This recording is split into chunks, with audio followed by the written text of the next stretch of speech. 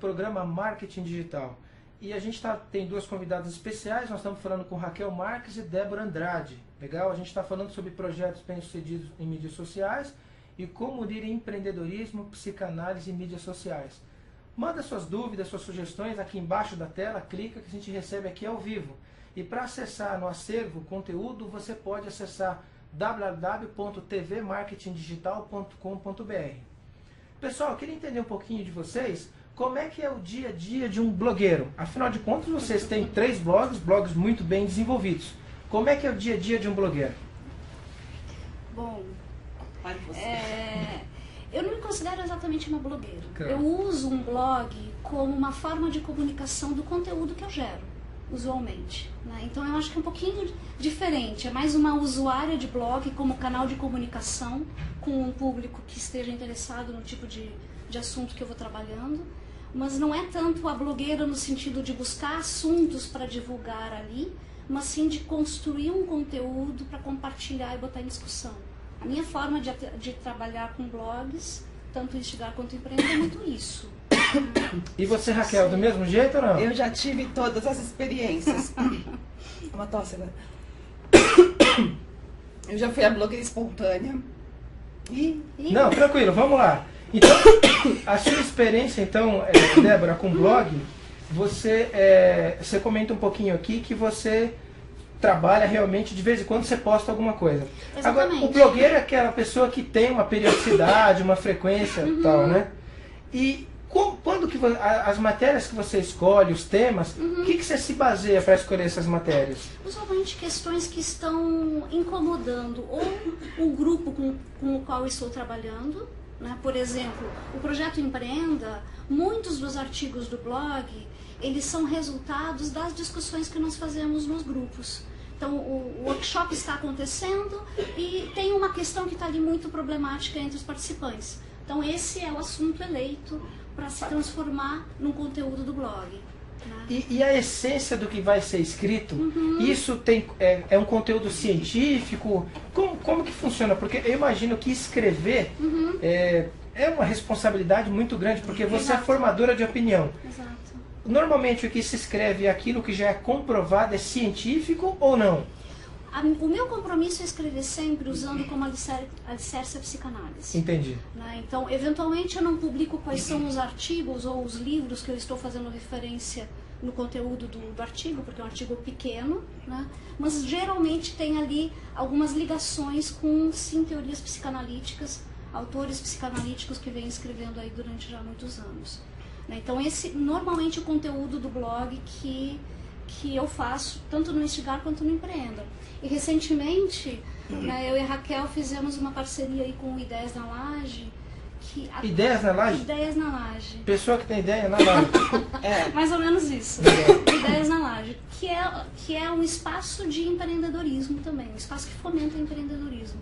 E o que nós fazemos nesse espaço é tentar fomentar a discussão, sempre online, de questões interessantes de empreendedorismo. E de novo a gente faz a dobradinha. Numa semana a Raquel entra com questões mais objetivas, na semana seguinte eu entro com questões mais emocionais e psíquicas. Entendi. E você, Raquel, você já fez de tudo, né? Já fiz de tudo, mas a voz hoje tá ruim? Uma crise de tosse. Não, a gente vai tocando aqui, que às vezes, esses dias eu também tava com uma tosse danada, mas vamos tocando aí. Então, assim, eu já tive o blog 2003, 2005, que era um blog quase confessional, que eu falava do que eu estava com vontade, mas recentemente, com o marketing digital, eu acabo orientando os clientes sobre como eles devem fazer o blog. Então, uma das coisas que eu oriento é fazer um calendário editorial, quando você tem um blog com o qual você quer chegar a algum objetivo. Então, se você tem um blog para atingir um objetivo de negócio, o interessante é você pensar, fazer um mapa mental dos temas que te interessam, né? Dividir pela frequência aí desses temas, encontrar títulos de posts que sejam interessantes, ver a frequência com que você vai querer postar no blog e colocar isso no calendário, 3 vezes por semana. Então você já identifica todos os temas, todos os títulos de post e já coloca num calendário para 1 mês, 2, os títulos que você vai desenvolver. Então você já foi blogueira ou não? Já fui blogueira, né? Mas hoje eu mantenho um blog de uma maneira mais assim firme, Um que é o do Pequenas Empresas, que eu sou uma das blogueiras do Mulheres Empreendedoras. Outro com a Débora, que a gente escreve assim de vez em quando. E eu oriento os meus clientes para manutenção dos blogs deles, né? De negócios.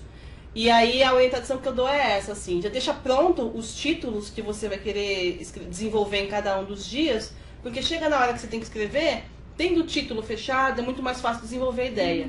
Porque se você não tem isso, dá o famoso branco, né? Fala, tem que ter um post hoje, sobre o quê? Né? Então é interessante você pensar no final, que objetivo que eu quero alcançar, como é que eu quero me posicionar, como é que eu quero ser conhecido, e a partir daí pensar os temas que eu vou trabalhar, os títulos de post que eu vou trabalhar, a frequência com que eu vou ter que escrever. E uma dica que eu queria que vocês dessem até pro nosso internauta, pro espectador do programa, quando a pessoa vai decide ter um blog, né?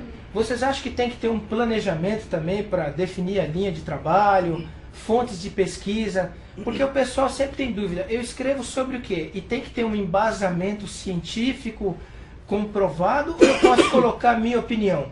Por exemplo, tem blogs aí que a gente vê, outro dia eu vi e a pessoa expressa a opinião dela, pessoal a respeito de um determinado assunto, se posiciona, e tem gente que comenta que é contra, outra é a favor, e as pessoas têm 20 comentários, né? Quer dizer, e na linha de trabalho que vocês têm, o que vocês veem? A Débora comentou um pouquinho que ela sempre pega, né?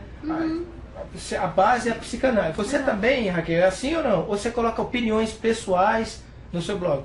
Eu acho que o que tem que ter o blog, claro, é a linha editorial dele para as pessoas que estão lendo, né?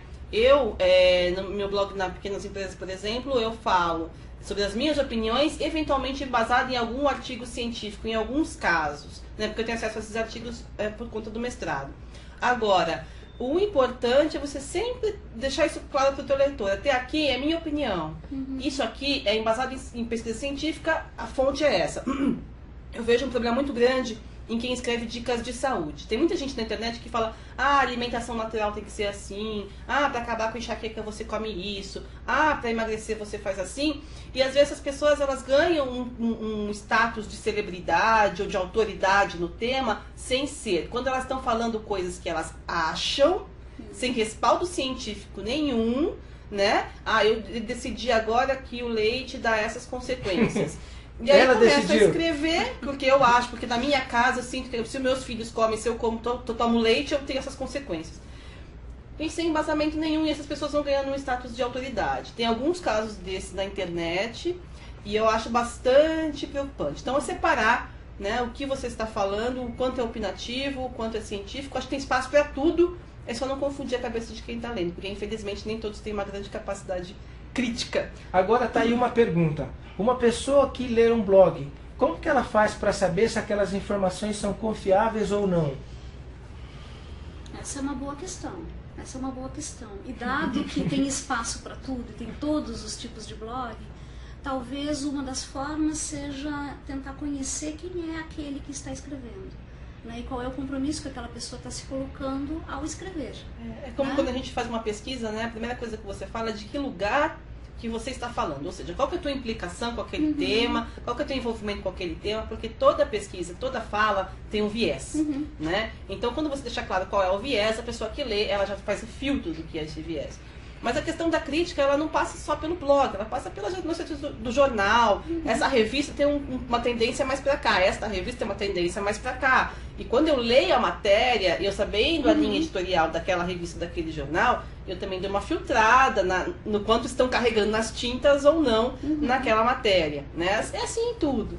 Mas as pessoas têm que estar com um bit ligado, porque nem sempre... A verdade, ela é inatingível, na minha opinião, mas eu acho que a psicanálise deve corroborar isso, né? Então, a verdade é uma coisa bem complicada, assim, principalmente quando tem uma coisa opinativa. Até aos 15 anos não bebia leite com manga, porque a minha avó falou pra minha mãe, e se não dava alguma coisa que eu nem lembro o que era. Morria, né? Morria. Leite com manga. Tinha uma planta também na minha casa, que comigo ninguém pode. Eu ouvi falar nessa planta, não? Essa é venenosa. Essa é venenosa, essa eu não sei. Então, mas leite com manga. E hoje eu bebo leite com manga. Eu não morro, né? Não morri, tô aqui, né?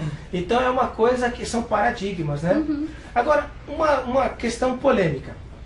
Um blog, quando ele é um bom blog, ele começa a aumentar o tráfego, muitas pessoas gostam daquele conteúdo e tal. E aí algumas empresas olham aquilo e falam, bom, eu vou propor para a dona desse blog colocar um banner aí da minha marca, né? Para eu poder me expressar, para eu poder realmente ter acesso a esse pessoal que tem acesso a esse blog. Como é que vocês veem isso, né? Mesmo não sendo blogueiro, mas tem um blog, né? Vocês acham positivo isso? Há algum problema em ter uma logomarca de alguma empresa, algum anúncio ou não? Desde que isso não quebre a autonomia, né, e a autenticidade do que está sendo produzido ali como escrita, né, desde que isso não interfira, eu acho que não há nenhum problema. Eu acho um pouco difícil não interferir. Porque de alguma maneira você começa a se vincular com aquela marca e com os valores que estão envolvidos com ela. O blogueiro, quando ele vive só disso, ou mesmo por causa do tempo que ele despende no blog, é razoavelmente justo que ele espere uma contrapartida financeira, né? Ele também tem conta pra pagar, luz, lá. A questão é como você vai tornar esse blog e esse tempo investido sustentável. De onde você vai tirar esse retorno? Eu tenho um caso que foi bem polêmico no ano passado, dentro de uma rede aí, específica, que era uma campanha feita por uma empresa de sucos, né? E essa empresa de sucos queria vender para mães mães bem cuidadosas com seus filhos.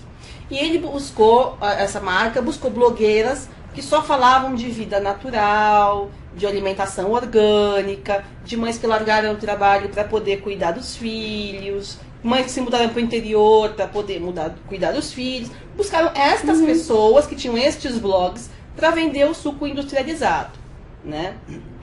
E aí gerou uma celeuma, porque assim, estão querendo nos enganar, né? Como é que a gente pode pegar uma pessoa que muda o estilo de vida super natural para vender um suco industrializado? O discurso desses blogs invariavelmente mudou. Eram mães que diziam que faziam suquinhos para o seu filho, cozinhavam para ele, mas e falavam muito mal de tudo que era industrializado, e açúcar, e corante e tal, e tiveram que amenizar esse discurso a partir do patrocínio, porque senão estariam falando da própria marca, indiretamente, que bancava aquilo tudo. Então, é delicado, tem que ter muito cuidado. Agora, dos males o menor. Quando o patrocínio é explícito, o blog está lá bem claro, ó, esse aqui é meu patrocinador. As pessoas conseguem ser críticas e perceber o viés. Eu acho que o muito complicado da blogosfera é que você não consegue, às vezes, perceber. Às vezes tem patrocínios que estão acontecendo por baixo do pano. Alguns blogueiros políticos têm esse viés, né? Tem interesses já amarrados com algumas questões. E eles não trazem isso a público, de falar, estes são os meus patrocinadores. E isso dificulta a leitura crítica do que ele mesmo escreve. Que é uma ausência de transparência, nesse caso.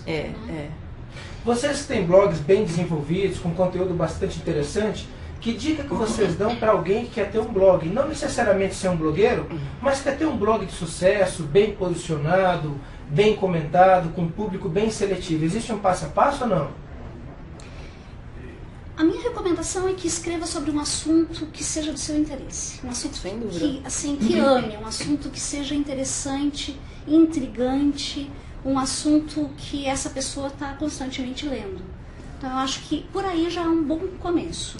Tem que falar com propriedade, né? Então tem que ser alguma coisa que faça sentido no seu coração. Assim, é meio piegas falar isso, mas é isso. Assim, o que faz teu olho brilhar? Né? Fale sobre esse assunto. Pode ser gibi, pode ser negócios, pode ser o que for. A internet ela traz a propriedade da cauda longa, que é o que? Hoje, antigamente as marcas só faziam aquilo que vendia muito, ou as revistas, como eram poucas, só lançavam matérias de assuntos que interessavam a muitas pessoas, porque eram meios escassos. Hoje, com a internet, você consegue ter um blog que fala da rebimboca da parafuseta, e mesmo assim você consegue ter uma audiência de 10 mil, 15 mil pessoas. Às vezes é uma coisa super específica, mas no mundo existem muitas pessoas interessadas naquela questão super específica, né? Então, a primeira questão é essa, assim, fale sobre o que você realmente ama, encontre o seu nicho nesse sentido, não queira copiar alguém que já está estabelecido, porque aí fica uma coisa um pouco difícil, encontre o seu diferencial, crie seu blog no WordPress, não tem custo nenhum, wordpress.com, em 5 minutinhos, next, você criou o seu blog. E continue, né? A constância é muito importante. É muito difícil para um leitor de blog ir num blog e aí não tem nenhuma novidade. Aí volta daqui uma semana nenhuma novidade. Aí daqui um mês nenhuma novidade. Então é a constância de você saber que todo dia tem uma novidade, ou toda semana, seja qual for a periodicidade, mas que os leitores percebam essa periodicidade para que eles voltem. Senão eles abandonam, esquecem o blog. E uma dica que eu dou também para você que está assistindo o programa é o seguinte: primeiro, defina seu foco. O que você quer com esse blog? Se você quer gerar tráfego para eventualmente divulgar alguma coisa, se você quer realmente só se relacionar, não é? E você também tem que entender a importância de você comentar coisas originais, coisas que realmente agreguem aí para as pessoas, e a partir daí você ter uma constância realmente. O UOL e outros grandes portais, por que tem tantas visitas? Porque tem informação nova a cada segundo. Então se você, como a Raquel comentou bem, posta uma coisa agora daqui um mês, meu amigo, então não vai ter gente visitando aí teu site ou teu blog constantemente, né? Muito legal. A gente tem aqui no nosso quadro Pergunte ao Especialista. A gente está respondendo uma pergunta aqui no Pergunte ao Especialista. As empresas devem utilizar qual tipo de abordagem no Facebook, página ou perfil pessoal? Quem responde essa pergunta, ela foi feita por Patrícia de Freitas, fala de Formiga, Minas Gerais. Patrícia, um abraço. Quem responde a sua pergunta é a Nara Hilário. Ela é coordenadora aí de marketing da DSW. A resposta é a seguinte: é recomendável que as empresas utilizem as páginas, as fanpages. O próprio Facebook indica lá as páginas. E na fanpage você tem uma linguagem um pouco mais corporativa, e também é interessante ter as páginas pessoais, onde você vai ter um relacionamento pessoal. É básico, mas é interessante se atentar. Às vezes o pessoal confunde um pouco, na fanpage tem uma linguagem que não é muito apropriada para o corporativo, e às vezes o pessoal pende um pouco para a linguagem corporativa. Tá certo, Patrícia? Tá aí a dica dada. Pessoal, a gente está chegando no finalzinho do nosso programa. Eu queria que vocês falassem um pouquinho do futuro do projeto Empreenda e dos outros projetos que vocês têm. Vamos começar pelo Empreenda? O que o Empreenda reserva para nós 2012 e para o futuro? Esse ano nós começamos a fazer umas parcerias muito interessantes. E eu acho que essas parcerias são as sementes que provavelmente vão crescer e vão se fortalecer de uma forma muito interessante. Uma delas é a que eu já comentei, né, com o pessoal do Ideias na Laje, que é uma forma, é um local onde muitos empreendedores estão lá presentes, muitas pessoas interessadas em empreender, né, isso está aí muito fervilhando, e eu acho que essa parceria é uma parceria que tende a trazer bons frutos para todo mundo. E as empresas júniores. Também a parceria com empresas júniores que nós estamos fazendo com algumas grandes faculdades aqui de São Paulo, no intuito de formar os empreendedores daqui a 5 anos, 10 anos. Então, agora em abril nós começamos um ciclo com Mackenzie, FAAP, FEA, enfim, com algumas faculdades aqui, discutindo as questões e os valores dos estudantes de hoje nas questões relacionadas ao empreendedorismo, para que daqui a alguns anos eles sejam empresários bem-sucedidos. Projeto Social Birô. Fala um pouquinho para nós. 2012 e futuro. 2012 consolidar a empresa novinha, ela tem um ano, o ano de 2011 foi um ano de grande aprendizado, né? Então eu estou acertando um pouquinho mais o foco, treinamentos, consultorias, enfim, isso vai continuar. E o que eu tenho assim de mais próximo, que eu gostaria de convidar quem estiver assistindo, quem for de São Paulo, é o encontro de negócio, que já promovo há 2 anos, no Network em São Paulo, networkemsaopaulo.com.br, que são encontros, rodadas de negócios para que executivos, empresários, profissionais liberais se conheçam e encontrem parceiros, aliados, clientes, fornecedores, enfim, pessoas que ajudem a resolver os problemas que essas empresas têm hoje. Projeto Instigar, 2012 e futuro. Fortalecer mais as parcerias, né? A parceria com a Raquel é um exemplo, nós começamos essa parceria ano passado e está se fortalecendo. Então, fortalecer parcerias e continuar instigando as pessoas a se apropriarem pela responsabilidade da sua própria vida. Legal. Pessoal, é isso aí, a gente chegou ao final do programa. Quero agradecer a entrevista de vocês duas, muito legais, bem complementares os perfis, enriquecendo o nosso programa. Obrigado e quero ter você aqui em próximos programas. Obrigada pela oportunidade. Obrigada. Pessoal, você que está aí, esse programa é feito para você. Obrigado pela tua audiência. Um beijo no coração de vocês e até a próxima terça, se Deus quiser. Tchau. É isso aí.